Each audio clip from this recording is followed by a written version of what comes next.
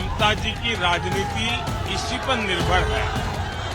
Vote bank की राजनीति के लिए, वोट जिहाद के लिए वो लगातार रामनवमी पर प्रतिबंध लगाना, दुर्गा विसर्जन पर प्रतिबंध लगाना, कोई जय श्री राम बोले तो लड़ाई लड़ लेना, और वो परंपरा उनकी अपनी पार्टी के हर व्यक्ति में आई है।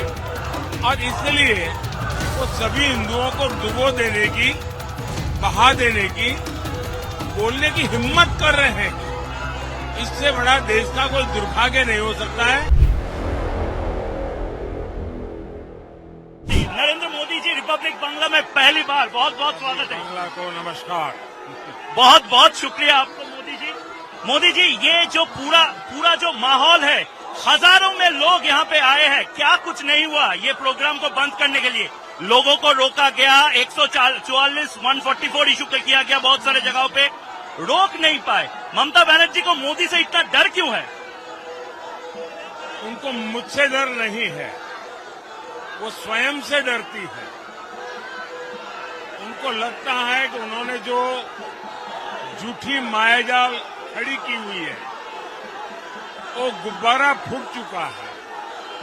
बंगाल की जनता उनके कुकर्मों को भली भांति समझ गई है और बंगाल के नागरिकों का, बंगाल की भावी पीढ़ी का और बंगाल का वो भारी नुकसान कर रही है। ये अब बंगाल के लोगों के मन में कन्विंस हो चुका है और इसलिए वो बचने के लिए रास्ते खोज रही है। क्या लग रहा है मोदी जी, बहुत ही बेहतरीन इस बार रिजल्ट बंगाल से होगा क्या? बार बार आप बोल रहे हैं। मैंने पूरे देश के चुनाव में भ्रमण किया है। मैंने 2014 का भी चुनाव देखा था, 2019 का भी चुनाव देखा और मैं कह सकता हूं कि चुनाव 14 का हो या 19 का, ये चुनाव उससे बहुत अलग है।